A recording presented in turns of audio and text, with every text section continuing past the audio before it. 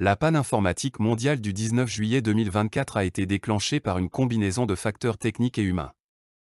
Selon les premières analyses, l'incident a débuté par une défaillance majeure dans un centre de données critique d'un fournisseur de cloud computing mondialement utilisé. Cette défaillance a été amplifiée par une cascade de pannes dans les systèmes interconnectés, affectant les services bancaires, les réseaux de communication, les plateformes de commerce électronique, et même les infrastructures de transport.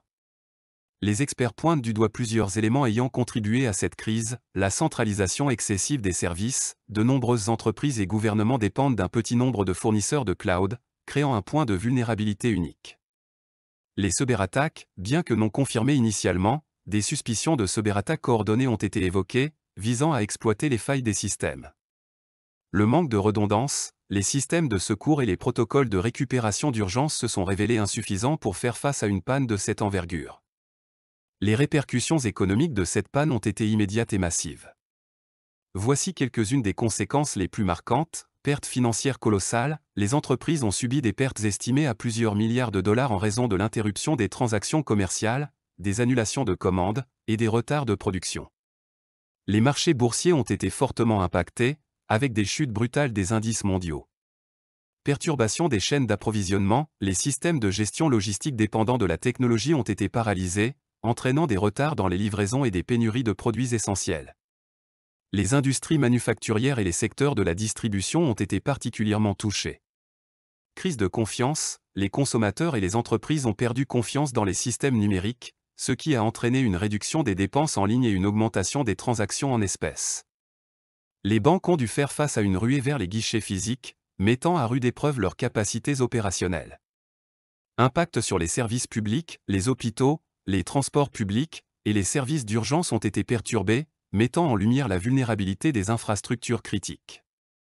Les leçons à tirer: cette panne mondiale a servi de signal d'alarme pour les gouvernements, les entreprises et les individus.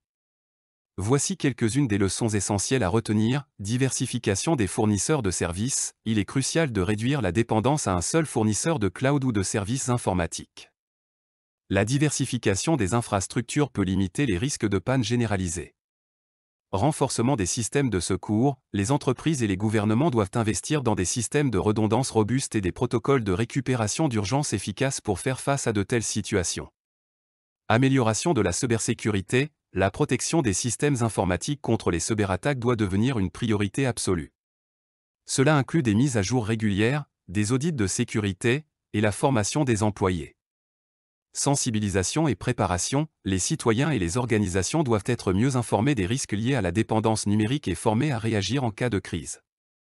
Coopération internationale, une collaboration accrue entre les pays et les entreprises est nécessaire pour partager les meilleures pratiques, les technologies et les ressources en cas de crise mondiale.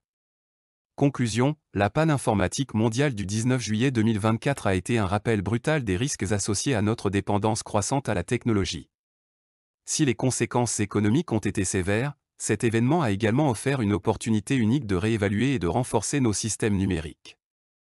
En tirant les leçons de cette crise, nous pouvons construire un avenir plus résilient et mieux préparé aux défis technologiques à venir.